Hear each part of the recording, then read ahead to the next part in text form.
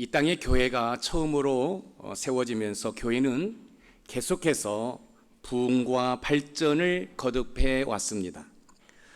우리나라에도 개신교로는 최초로 1884년, 그러니까 지금으로부터 138년 전에 황해도 장현에 소래교회가 세워졌습니다. 그 이후 100년이 조금 넘은 현재 한국교회는 부흥을 거듭하였습니다. 우리가 기억해야 할 것은 이 초대교회와 한국교회가 부흥을 거듭했는데 저절로 부흥한 것이 아니라 온갖 핍박과 고난 가운데 교회가 부흥했다는 사실입니다. 순교자들의 피 흘리는 희생에 교회는 세워졌고 부흥을 하였습니다. 저희 총신대학원 그 캠퍼스 뒤에 보면은 소래교회가 있습니다. 여러분들이 화면을 보는데 1번이 최초로 세워진 교회입니다. 그러니까 1884년도에 세워진 거지요. 그 다음에 두 번째가 8칸 소래교회입니다. 이제 교회가 좀 성장했지요. 그 다음에 3번에 보면은 16칸 소래교회입니다. 그리고 저희 총신 신대원 캠퍼스 뒤쪽에 저 소래교회를 이렇게 복원해 놓았습니다. 그뿐만 아니라 마포구 합정동에 있는 양화진 외국인 선교사 묘역이 있습니다. 미개인들이 살고 있는 이 나라, 이 조선의 복음을 전하기 위해서 선교사님들이 우리 조선, 우리 대한민국에 오시게 되었습니다. 언더우드, 아펜젤러, 헐버트 등 수많은 선교사님들의 묘지가 여기에 있습니다. 선교하시고 또 순교하신 그 선교사님들의 사연을 면밀히 살펴보면 감동적입니다. 그리고 머리가 저절로 숙연해지는 그런 내용들입니다. 특정 선교사님들을 거론하고 싶지는 않습니다. 많은 선교사님들이 학교를 세우고 또 병원을 세우고 또 고아원을 세워서 많은 일들을 감당했어요. 그런데 그 선교사님들 가운데에는 그 미개인들이 사는 조선에 발을 한 번도 내디지 못하고 배에서 순교하신 분들도 계십니다. 그리고 그 선교사님들의 아이들 가운데 핏덩어리도 여러분 순교를 했습니다. 이름이 알려져 있는 선교사님도 계시고 조선이라는 그 땅에 복음을 전하기 위해서 오셨지만 조선이라는 그 나라의 땅을 한 번도 뒤지지 못하고 순교하신 분이 계셔요. 그러면 많은 업적이 있는 선교사님들은 훌륭하시고 복음을 한마디도 전하지 못하고 순교하신 님들의 그 선교사님들은 별 볼 일 없는 분인가? 그렇지 않다라는 거예요. 그래서 저는 말씀을 준비하면서 특정 선교사님들을 거론하는 것을 자제하려고 합니다. 사랑하는 성도 여러분, 많은 업적을 남기신 선교사님도 중요하지만 하나님의 뜻에 순종하여 미개인들이 사는, 그러니까 낯 놓고 기억자도 모르는 이 조선의 복음을 전하기 위해 오시다가 여러분 사고로도 순교하신 분들이 계셔요. 그분들의 순교의 피가 지금 흐르고 흘러서 저와 여러분들이 이렇게 좋은 환경에서 예배를 드리고 있기 때문에 어떤 특정인의 선교사님을 거론한 것을 자제하고 있습니다. 한국교회 부흥은 수많은 선교사님들의 피 흘리는 순교와 함께 믿음의 선조들의 희생으로 여러분 교회가 세워졌습니다. 120명의 성도들이 종종 모여서 기도했던 이 다락방에서 기도하기 시작합니다. 하늘로부터 급하고 강한 바람 같은 소리가 있어 온 집에 가득할 뿐만 아니라 불의 혀처럼 갈라지는 것들이 보여 각 사람들이 여러분 성도들에게 임합니다. 성령을 체험했지요. 성령을 체험한 이후에 이제 교회들이 부흥하기 시작합니다. 그런데 우리가 한 가지 기억해야 할 것이 있습니다. 교회가 성장하면서 동시에 교회가 많은 핍박과 고난이 있었다는 사실입니다. 이렇게 성령을 체험한 이후에 이곳에서 저곳에서 기적이 일어나기 시작합니다. 우리가 살펴보았던 것처럼 나면서부터 걷지 못한 자, 40년 동안 한 번도 걸어본 자가 없는 그가 뭐예요? 예수 그리스도의 이름의 능력으로 걷기도 하며 뛰기도 하며 하나님을 찬양하게 됩니다. 그뿐만 아니라 오늘 본문에서 보면은 예수님을 믿게 된 자들이 여러분 5천 명이라고 기록되어 있습니다. 그럼 어린아이와 여자를 합치면 15,000에서 2만 명이 여러분 베드로 사도의 설교에 여러분 구원받게 됩니다. 초대교회는 어떻게 해서 이렇게 폭발적인 부흥을 가져왔을까요? 그 사실을 우리가 살펴보면서 여러분 그 폭발적인 그 부흥 가운데 하나님은 어떻게 역사하셨고 또 어떻게 교회들은 부흥을 했는지를 살펴보려고 해요. 또한 이 말씀을 우리 교회에 적용하고 또 여러분의 삶에 적용한다고 한다면 여러분의 삶도 폭발적으로 여러분 성장하는 부흥하는 은혜가 있을 줄 믿습니다. 그럼 초대교회는 어떻게 해서 폭발적인 부흥을 가져왔는지 우리가 말씀을 하나하나 살펴보면서 하나님의 은혜를 나누어 보겠습니다. 첫 번째, 초대교회의 부흥의 비결은 핍박을 극복한 부흥이었습니다. 교회 역사를 보면 최초의 교회가 세워지면서 동시에 핍박 또한 여러분 시작되었습니다. 교회의 핍박은 교회의 부흥을 가로막는 것이 아니라 오히려 부흥의 불씨가 되었습니다. 오늘 본문에서도 초대교회가 핍박을 받는 가운데 부흥했음을 우리에게 보여주고 있는데 오늘 본문 사도행전 4장 2절에서 3절 말씀을 읽어봅니다. 시작. 예수 안에 죽은 자의 부활이 있다고 백성을 가르치고 전함을 싫어하여 그들을 잡음에 날이 이미 저물었으므로 이튿날까지 가두었으나. 여러분 조금 전에 읽은 이 사도행전 4장 2절에서 3절을 보면 싫어하여 잡음에 가두었다라는 이 문구를 보면 이 초대교회가 핍박 가운데 성장했음을 보여주고 있습니다. 나면서부터 한 번도 걸어본 경험이 없습니다. 이 사람은 자기가 가고자 하는 그 목적지를 자기 스스로 가본 적이 없습니다. 먹고 살아야 하기 때문에 주변에 있는 사람이 이 성전 미문에 이제 데려다 줍니다. 왜냐하면 성전 앞을 왔다 갔다 하는 사람을 통해서 구걸하여 생계를 유지하도록 하기 위해서입니다. 베드로 사도와 요한이 시간을 정해놓고 기도하기 위해 이제 성전에 오르다가 나면서부터 걷지 못한 자를 보게 됩니다. 아마 구걸을 했겠지요. 이때 베드로 사도가 이렇게 이야기합니다. 내게 은과 금은 없거니와 나사렛 예수의 이름으로 일어나 걸어라. 그 순간 나면서부터 걷지 못한 자, 40평생 한 번도 걸어보지 못한 자가 발목에 힘이 들어가고 걷기도 하며 뛰기도 하며 하나님을 찬양하게 됩니다. 여러분 이 사실이 온 도시에 소문이 났겠죠. 사람들이 몰려오기 시작합니다. 베드로 사도에게 집중합니다. 이때 베드로 사도가 이렇게 이야기합니다. 내가 이 사람을 이렇게 세웠어? 라고 어깨에 힘을 준 것이 아니라 왜 나를 주목하느냐? 나를 주목하지 말라. 이 사람이 걷게 된 것은 너희들이 죽인 그 예수를 하나님께서 살리셨는데 그 예수 이름의 권세가 나면서부터 걷지 못한 자를 일으켜 세웠다라고 이야기를 합니다. 사랑하는 성도 여러분, 40평생 한 번도 걷지 못했어요. 그런데 예수 그리스도의 이름으로 걷기도 하며 뛰기도 하며 하나님을 찬양하는 인생이 되었습니다. 여러분의 삶 가운데 무엇 때문에 주저앉아 있습니까? 여러분의 가정이 주저앉아 있습니까? 여러분의 일터가 주저앉아 있습니까? 여러분의 부부가 주저앉아 있습니까? 여러분의 자녀가 주저앉아 있습니까? 여러분들이 그 주저앉아 있는 것을 일으켜 세우기 위해서 얼마나 애쓰고 수고하셨습니까? 그런데 그 주저앉아 있는 것들이 세워졌습니까? 그런데 놀라운 사실은 예수 이름의 권세가 여러분 일으켜 세운다는 사실을 꼭 기억하시기 바랍니다. 여러분의 인생에 무엇이 주저앉아 있습니까? 그 주저앉아 있는 것을 나의 이성과 논리와 경험으로 세워보려고 하지만 실패했잖아요. 그런데 중요한 것은 예수 이름의 권세가 우리의 인생에 주저앉아 있는 것들을 다 세워준다는 사실입니다.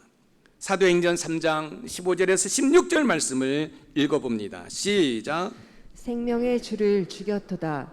그러나 하나님이 죽은 자 가운데서 그를 살리셨으니 우리가 이 일의 증인이라. 그 이름을 믿음으로 그 이름이 너희가 보고하는 이 사람을 성하게 하였나니 예수로 말미암아 난 믿음이 너희 모든 사람 앞에서 이같이 완전히 낫게 하였느니라. 예수로 말미암아 난 믿음이 너희 모든 사람 앞에서 이같이 완전히 낫게 하였느니라. 십자가에 못 박혀 죽은 예수 그리스도께서 살아나셔서 나면서부터 걷지 못한 자를 걷게 했다라는 거예요. 놀라운 일이죠. 신비로운 일이죠. 기적이지요. 그런데 그때부터 핍박이 시작됩니다. 여러분, 나면서부터 걷지 못한 자가 일어났습니다. 여러분, 이 사실을 보기 위해서 수많은 사람들이 몰려오기 시작합니다. 이때 베드로 사도가 왜 나를 주목하느냐? 나를 주목하지 마라. 내가 이 사람을 이렇게 세운 것이 아니라 너희들이 죽인 예수 그리스도가 다시 살아나셨는데 그 예수 그리스도의 이름의 권세가 이 사람을 이렇게 세웠다는 거예요. 그러자 이제 핍박이 먹구름처럼 몰려오기 시작합니다. 왜, 누가, 무엇 때문에 베드로 사도와 요한을 핍박하고 감옥에 가뒀을까요? 오늘 본문 1절에 보니까 제사장, 성전 맡은 자, 사두개인이 등장하는데 이들이 핍박의 장본인들입니다. 이들의 공통점은 각기 맡은 직무는 다를 뿐 제사장들입니다. 제사장들이라는 것은 지금의 목사란 얘기예요. 그 당시 종교 지도자들은 로마 정부와 결탁하여 수많은 이권과 재물을 챙기는 등의 엄청난 기득권을 누리고 있습니다. 이들은 자신들이 만들어 놓은 제도들이 무너지는 것을 원치 않습니다. 왜냐하면 종교 지도자로서 누리고 있는 기득권들이 너무너무 좋기 때문에. 그래서 여러분, 대형교회 목사님들은 자기 아들에게 교회를 물려줍니다. 세습을 합니다. 여러분, 아름다운 모습이 아니지요. 여러분, 교회 목사들이 자신의 기득권을 놓지 않으려고 교회가 어떤 아픔을 겪든 모른 채 합니다.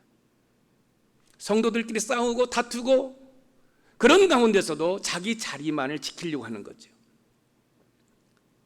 베드로 사도가 예수님이 부활하셨고 그 부활하신 그 주님이 나면서부터 걷지 못한 자를 이렇게 세웠다라고 이야기할 때 왜 제사장들은 베드로 사도를 핍박할까요? 그것은 자신들의 기득권이 흔들리기 때문에 그렇습니다. 그 당시에 유대인들은 부활을 믿지 않습니다.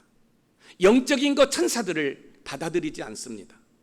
그런데 갑자기 나타난 베드로 사도가 예수님이 부활했다고 합니다. 누가 죽였는데? 제사장들이 죽였는데. 그 제사장들이 예수를 죽였는데 그 예수님이 부활하셔가지고 그 예수님의 이름의 권세가 나면서부터 걷지 못한 자를 이렇게 세웠다고 하니까 자신들의 기득권을 빼앗기지 않기 위해서 베드로 사도를 감옥에 쳐넣습니다. 종교 지도자들의 주장과 다른 내용을 베드로 사도께서 설교하니까 핍박을 한 것입니다. 그래서 본문 2절에 부활의 사실을 싫어하여 그들을 잡아 감옥에 가뒀다라고 기록하고 있습니다.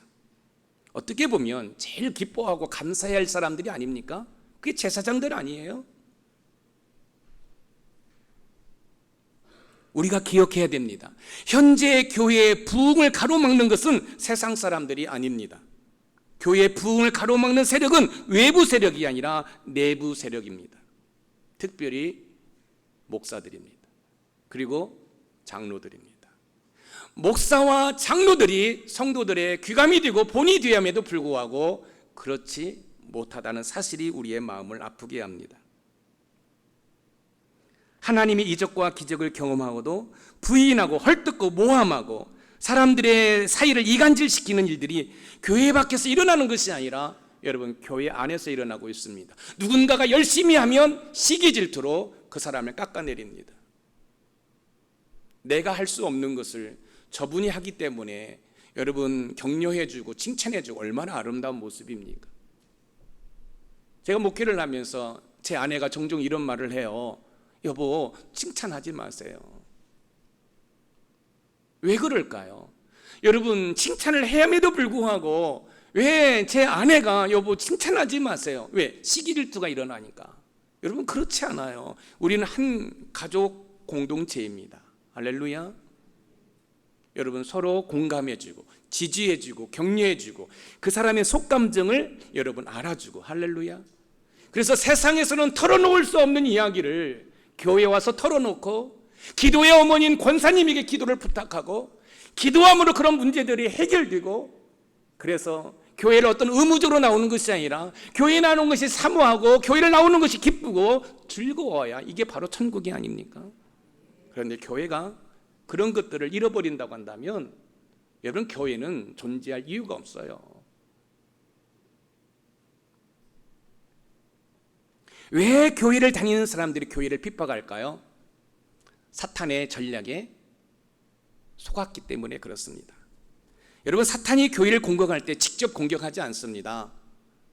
목사에게 불순종해라, 교회가 하자고 하는 일을 게을러 해라, 저 사람을 시기 질투해라. 예수님을 믿는 성도들의 생각과 마음을 강팍해 함으로 말미암아 자꾸 불협화음을 일으키는 거예요. 교회의 적은 외부에 있는 것이 아니라 내부에 있습니다. 가정에서도 마찬가지입니다. 가정의 적이 어디에 있습니까? 외부에 있잖아요. 제가 소셜미디어를 보는데요, 제가 깜짝 놀랐어요. 어떤 근위를 올렸는데 아내가 외출하고 들어와가지고 그 가방을 내팽개치면서 짜증을 부립니다. 그리고 이렇게 이야기합니다. 에이씨, 나만 이혼 안 했어. 그리고 그 글 내용이, 아내가 외출하고 돌아와서 이런 말 하기 전에 남편들이야 잘 알아. 왜요? 나만 이혼 안 했는데 그게 짜증스러운 일이라는 거예요. 왜?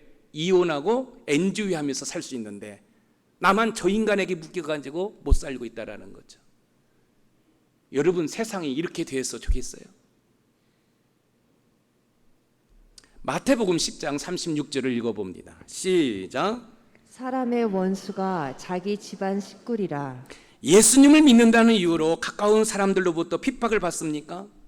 베드로 사도를 핍박한 사람들은 하나님을 잘 믿는 유대 종교 지도자들이었다는 사실입니다. 여러분, 초대교회 부흥은 이렇게 핍박과 고난 가운데 부흥되었다는 사실이에요. 여러분의 가정에 힘들고 어려운 일이 있을 수 있습니다. 부부가 갈등할 수도 있습니다. 자녀들이 속 썩을 수 있습니다. 포기하지 마세요. 왜요? 초대교회의 부흥은 그런 핍박과 고난 가운데 인내했기 때문에 부흥했다는 사실이에요. 여러분의 가정에서 인내하시기 바랍니다. 여러분의 자녀를 바라볼 때 인내하시기 바랍니다. 그리고 기도하시기 바랍니다. 다시 부흥할 수 있어요. 다시 일어날 수 있어요. 에이, 나만 이혼 안 했어, 짜증나, 이게 아니라 여러분, 인내하실 때 하나님은 다시 여러분들을 일으켜 세워주시는 줄 믿으시기 바랍니다. 우리가 꼭 기억해야 할 것은 예수님의 부활은 역사적인 사실이라는 사실입니다. 꾸며낸 이야기가 아닙니다. 거짓말이 아닙니다. 베드로 사도는 그 일의 증인이라고 이야기를 하고 있습니다. 이처럼 초대교회는 온갖 핍박 속에서 부흥을 했습니다. 핍박이 있다고 해서 포기했다면 부흥을 경험할 수 없었을 것입니다. 여러분에게 어떤 고난이 있습니까? 어떤 아픔이 있습니까? 포기하지 마세요. 진학할 수 있습니다. 취직할 수 있습니다. 다시 일어날 수 있음을 믿으시기 바랍니다. 우리 믿음의 선조들은 온갖 핍박 가운데서도 복음을 지켰고 복음을 전했습니다. 혹시 여러분 가운데 믿지 않는 사람으로 인해서 핍박을 당하고 있습니까? 고난을 당하고 있습니까? 그렇다고 한다면 이렇게 생각하십시오.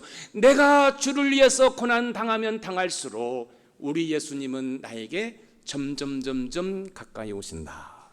노 크로스, 노 크라운, 십자가의 고난이 없이는 부활의 영광도 없다. 할렐루야. 여러분, 고난을 인내하시기 바랍니다. 여러분, 핍박을 참으시기 바랍니다. 그러면 다시 일어날 수 있습니다. 부흥할 수 있습니다. 초대교회 믿음의 선조들은 맹수들의 먹잇감으로 온갖 고문과 심지어 불에 타는 화형을 받았음에도 불구하고 믿음을 지켰기에 오늘 저와 여러분들이 이렇게 좋은 환경에서 하나님을 향하여 아빠라고 부르면서 예배할 수 있는 것입니다. 우리의 일상적인 삶도 마찬가지입니다. 특별히 성도들의 삶은 영적인 삶이기 때문에 삶 속에 어려움과 고난이 있을 수 있습니다. 그러나 그 고난을 통해 하나님께 무릎 꿇고 엎드릴 때 초대교회가 폭발적으로 부흥했던 것처럼 여러분의 가정이 다시 일어나고 여러분의 일터가 다시 일어나고 여러분의 믿음이 다시 회복되고 성장할 줄 믿습니다. 그런 은혜를 누리시기를 주님의 이름으로 축복합니다. 두 번째, 초대교회 부흥의 비결은 말씀을 통한 부흥이었습니다. 집을 지을 때 기초를 탄탄하게 다진 다음 기둥을 세우는 것처럼 초대교회는 핍박이라는 기초 위에 말씀의 기둥을 세웠다고 말할 수 있습니다. 초대교회는 핍박과 고난 속에서도 흔들리지 않는 기초를 다졌습니다. 그리고 그 위에 말씀의 기둥을 세웠습니다. 오늘 본문 사도행전 4장 4절 말씀을 읽어봅니다. 시작. 말씀을 들은 사람 중에 믿는 자가 많으니 남자의 수가 약 5천이나 되었더라. 말씀을 들은 사람 중에 초대교회가 여러 가지 핍박에서 부흥할 수 있었던 것은 뭐냐면 말씀을 들었다라는 거예요. 자, 베드로 사도가 설교를 하다가 지금 종교 지도자들에게 잡혀서 감옥에 들어가 있습니다. 그렇다고 말씀까지 감옥에 가둘 수는 없는 거지요. 베드로 사도가 감옥에 들어갔지만 하나님의 말씀은 역동적으로 여러분 퍼져나갔다는 사실입니다. 여러분, 초대교회 부흥은 핍박을 견디고 하나님의 말씀을 들었다는 사실이에요. 제가 한번 여쭤보겠습니다. 이번 한 주간 살아오시면서 하나님의 말씀을 얼마나 읽으셨나요? 얼마나 여러분 들으셨나요? 여러분의 삶에 다시 한번 부흥의 역사가 일어나기를 소망하고 승리하기를 소망한다고 한다면 여러분은 하나님의 말씀을 여러분 붙들어야 됩니다. 말씀을 붙들지 아니하면서 회복되기를 원한다. 말씀을 붙들지 않으면서 부흥되기를 원한다. 말씀을 붙들지 않으면서 승리하기를 원한다. 여러분, 있을 수 없는 일입니다. 초대교회가 120명의 성도에서 갑자기 3,000명, 5,000명으로 폭발적인 부흥을 가져올 수 있었던 것은 말씀의 능력입니다. 말씀을 들을 때 믿음이 생깁니다. 로마서 10장 17절 말씀을 읽어봅니다. 시작. 믿음은 들음에서 나며 들음은 그리스도의 말씀에서 말미암았느니라. 믿음은 들음에서 나며 초대교회가 폭발적으로 부흥할 수 있었던 것은 사람들이 말씀을 들었기 때문에 그렇습니다. 베드로 사도와 요한이 핍박에도 아랑곳하지 않고 선포한 하나님의 말씀을 듣고 사람들이 몰려오기 시작합니다. 이처럼 말씀을 들어야 믿음이 성장하고 교회가 성장하고 여러분의 믿음이 성장하는 줄 믿으시기 바랍니다. 여러분, 화초에 물을 주거나 여러분 영양분을 주면은 이 화초가 아름답게 자라지요? 마찬가지예요. 여러분, 우리는 영적인 존재이기 때문에 하나님의 꼴인 하나님의 말씀을 먹을 때 영적으로 살찌게 되는 줄 믿으시기 바랍니다. 영적으로 건강하게 되는 거예요. 목사님, 날씨 더운데요. 목사님, 세상에서 밥 먹고 살려면 시간이 없어요. 그런데 어떻게 이 말씀을 읽어요? 아니에요. 여러분이 세상을 아무리 소유했다 할지라도, 세상에서 성공했다 할지라도 예수 그리스도를 놓쳐버리면 여러분 다 놓쳐버리는 거예요. 그러나 여러분들이 세상에서 다 실패했다 할지라도 예수 그리스도를 꼭 붙들고 있으면 여러분 실패한 게 아니에요. 다시 일어날 수 있어요. 다시 부흥할 수 있어요. 할렐루야. 교회를 아무리 오래 다녔어도 말씀을 듣거나 읽지 않으면 거기에서는 믿음의 열매를 거둘 수 없습니다. 믿음의 씨앗이 우리의 생각과 마음에 뿌려질 때, 말씀의 씨앗이 우리의 생각과 마음에 뿌려질 때 믿음의 싹이 나고 꽃이 피고 열매를 맺는 것입니다. 왜 우리는 말씀을 읽어야 될까요? 말씀은요, 능력이기 때문에 그렇습니다. 히브리서 4장 12절 말씀을 읽어봅니다. 시작.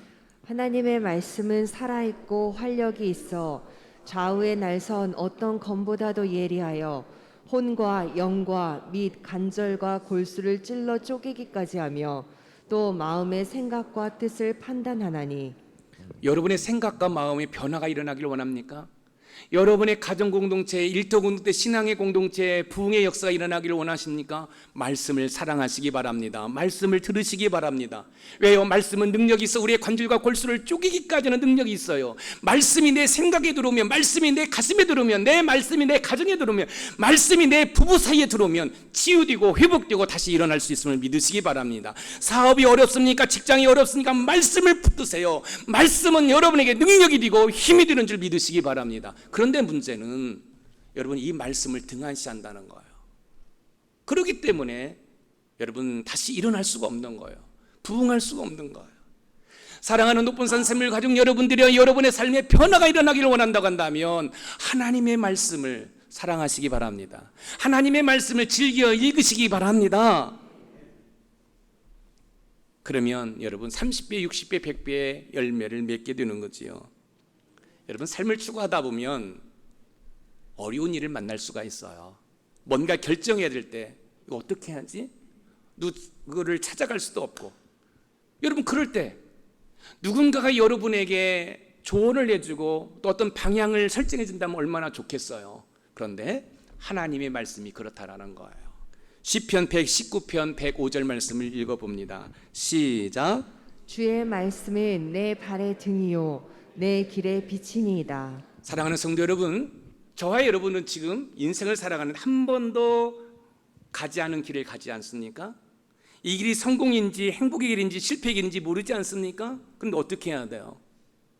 그런데 하나님의 말씀이 내 발의 등이요 내 길의 빛이라고 이야기를 하고 있습니다.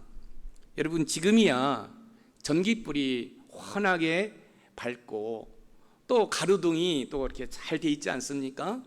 근데 제가 촌놈입니다. 시골에서 성장했어요. 뭐 그때는 뭐 호약불이었지요. 그러다가 이제 전기불이 돌았는데 대부분의 이제 이 화장실은 집 옆에 있습니다. 그럼 밤에 가려면 화장실 가려면 무섭지요. 캄캄하지요. 그때 뭐가 있습니까? 후레쉬가 있어요. 여러분 기역자 후레쉬가 있고 빨간 후레쉬가 있는데 여러분 이 후레쉬를 비추면 얼마나 밝은지 몰라요. 그냥 캄캄한 밤에 여러분 더듬더듬해야 되는데 후레쉬를 딱 비치면 환한 이가 가는 거죠. 우리 인생이 캄캄해요. 나의 가정이 캄캄해요. 나의 사업장이 캄캄해요. 내가 어떻게 할지 몰라요. 그럴 때 하나님의 말씀을 붙들면 이 말씀이 우리의 등이요 우리의 빛이라고 말씀하고 있습니다. 사랑하는 성도 여러분, 세상을 붙들지 마세요. 세상의 논리를 붙들지 마세요. 하나님의 말씀을 붙드시기를 바랍니다. 하나님의 말씀이 여러분의 등이요 여러분의 빛인 줄 믿으시기 바랍니다. 초대교회는 말씀을 통해 부흥을 가져왔습니다. 그래서 복 있는 사람은 악인의 길을 따르지 아니하며 죄인들의 길에 서지 아니하며 오만한 자들의 자리에 앉지 아니하며 오직 여호와의 율법을 즐거워하여 묵상한다라고 시편 기자는 고백하고 있습니다. 말씀을 사랑하고 묵상하시기 바랍니다. 다시 일어날 수 있습니다. 다시 부흥할 수 있습니다. 다시 승리할 수 있습니다. 초대교회는 핍박이라는 기초 위에 말씀의 기둥이 세워지면서 교회 부흥을 가져왔습니다. 이처럼 여러분의 믿음이 성장하고 우리 교회가 부흥의 은혜를 누리기를 원한다고 한다면 말씀을 가까이 하시기 바랍니다. 여러분 하나님의 말씀을 사랑하세요. 그리고 교회 홈페이지에 들어오시든지 아니면 유튜브에 들어오셔서 높은산 샘물길 치시면 담임 목사 설교를 언제든지 들을 수 있어요. 여러분 다른 목사님들의 설교도 중요하지만 어차피 여러분들은 담임 목사의 영적인 꼴을 먹고 성장하기 때문에 들으시고 또 들으시고 할렐루야. 여러분 구독 다 해놨잖아요. 그러면 여러분 아마 띵동 할 거예요. 그냥 싹 밀어버려요. 밀지 마시고 보세요. 쓸데없이 그 별 볼 일 없는 유튜브 세상적인 거 보지 마시고 말씀을 붙드시고 말씀을 들으시면 거기에 믿음이 성장하는 줄 믿으시기 바랍니다. 그래서 일부 예배 때 물어봤더니 싹 밀었대. 그러면서 밀면서 이런 생각을 했대. 야, 표지가 예쁘다. 여러분 표지 예쁜 것뿐만 아니라 그 속으로 들어가면 담임 목사의 생명 있는 말씀이 있음을 믿으시기 바랍니다. 보세요. 보혈 시리즈를 다시 보세요. 여러분 고린도전서 강의하는 거 다시 보세요. 다시 들으세요. 믿음이 성장하고 다시 일어나고 폭발적인 부흥과 성장이 있음을 믿으시기 바랍니다. 마지막으로 세 번째 초대교회 부흥의 비결은 믿음을 통한 부흥이었습니다. 초대교회가 핍박으로 기초를 세우고 말씀으로 기둥을 세운 것으로 머물렀다면 폭발적인 부흥을 경험하지 못했을 것입니다. 초대교회가 부흥의 꽃을 피울 수 있었던 것은 믿음이었습니다.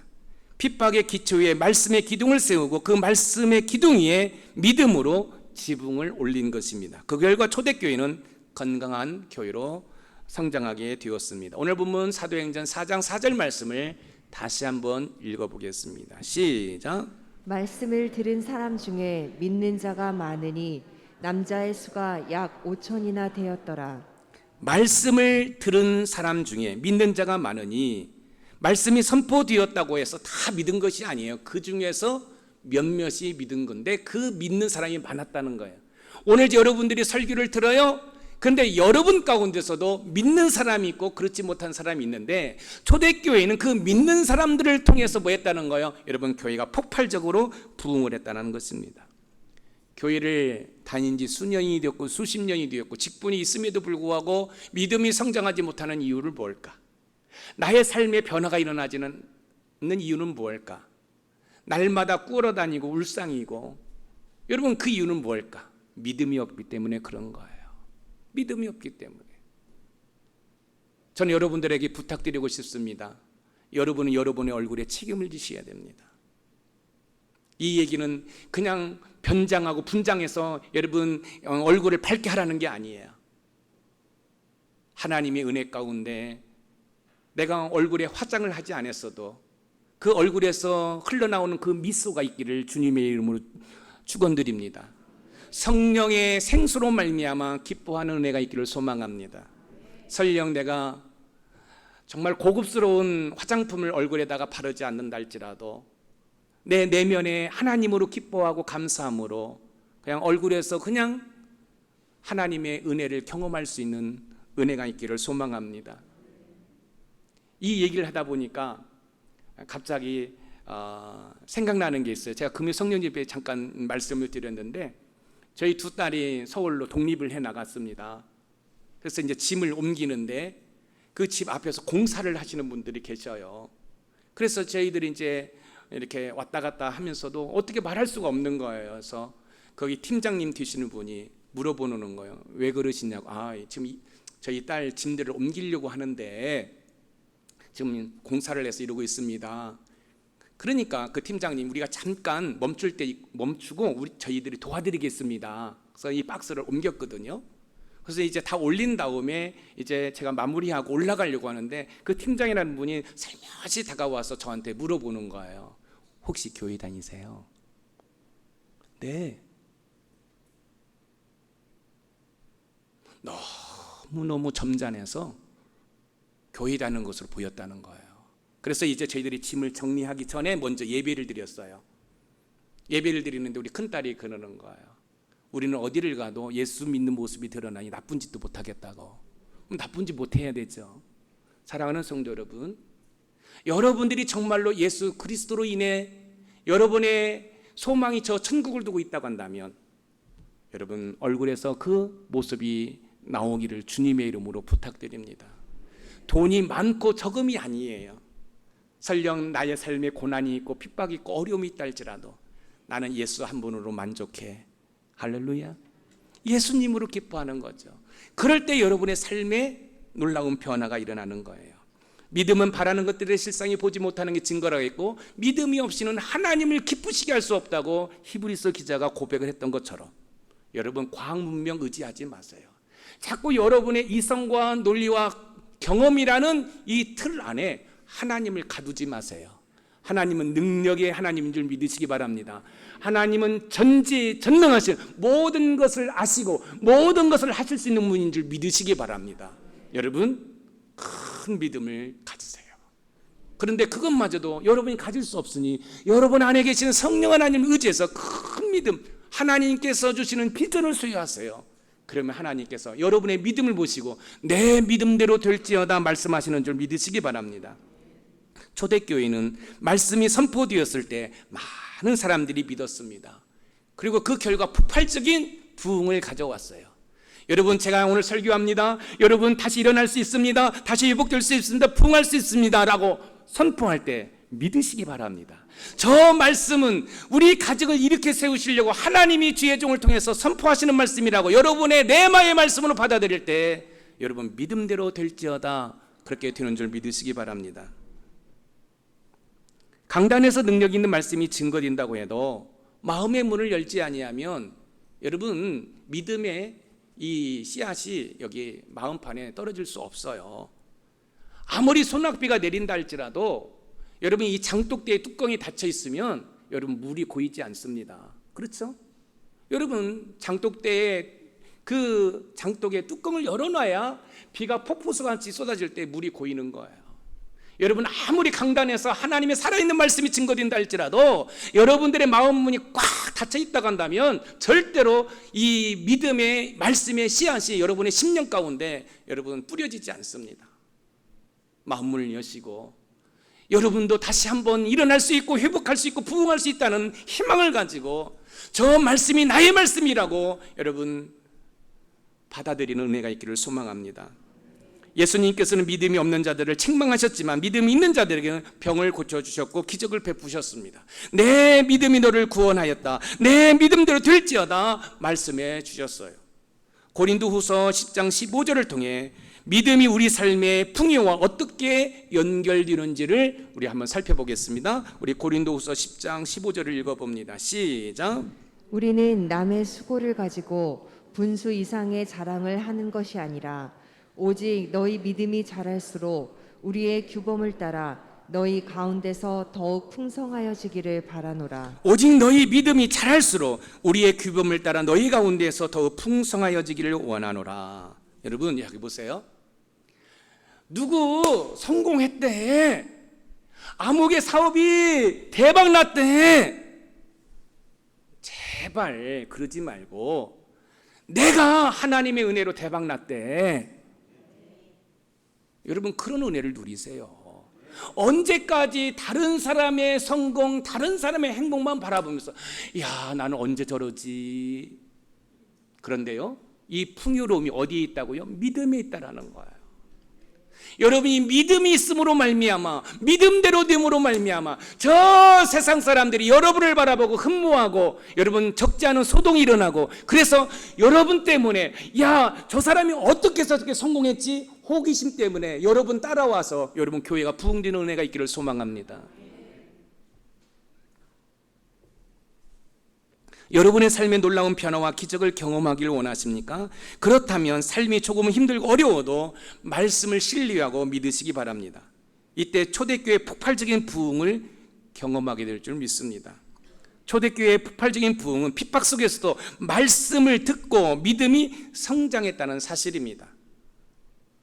기억하세요? 여러분의 삶에 고난이 있으면 있을수록 우리 예수님이 점점 여러분에게 다가오신다고. 그리고 여러분들이 말씀을 듣고 말씀을 부여잡고 믿음이 있을 때 그 믿음은 여러분의 풍요와 연결돼서 여러분 부흥을 경험할 수 있다는 말씀입니다. 여러분의 가정의 공동체, 일터 공동체, 신앙의 공동체인 교회의 부흥은 핍박 즉 고난 가운데 말씀으로 믿음이 성장할 때 가능하다는 사실입니다. 우리 높은산 샘물의 가족들의 삶 가운데서도 핍박을 극복하고 할렐루야, 고난을 극복하고 할렐루야, 말씀을 부여잡고 믿음으로 말미암아 다시 한번 일어나는 역사가 일어나기를 소망합니다. 여러분의 가정이 일어나고 여러분의 부부가 일어나고 여러분의 자녀가 일어나고 여러분의 사업이 다시 일어나고 부흥되는 역사가 일어나기를 주님의 이름으로 축복합니다. 여러분 일어날 수 있습니다. 여러분에게 이렇게 얘기하세요. 성구야 너 일어날 수 있어. 시작. 아니 성구야는 저고 여러분의 이름을 넣어서 경수가 승희라 여러분 한번 해보세요. 시작. 믿음대로 될지어다. 오늘 가서 그랬어요. 우리 부부는 회복될 수 있어. 우리 부부는 행복할 수 있어. 할렐루야. 우리 자녀는 일어나. 우리 자녀는 회복되어. 그렇게 선포할 때 우리 주님이 이렇게 말씀하세요. 내 믿음대로 될지어다. 오늘 말씀의 키워드를 읽어봅니다. 시작. 초대교회 부흥의 비결은 핍박 속에서 말씀을 듣고 믿음이 성장했기 때문이다. 아멘. 날씨가 무더워도요, 여러분 말씀을 붙들고 이 말씀 가운데 우리의 등이 되고 빛이 되시는 이 말씀에 순종할 때 믿음이 성장하게 되고 여러분의 풍요로움이 있음을 기억하시기 바랍니다. 그런 은혜와 복을 누리시기를 주님의 이름으로 축복합니다.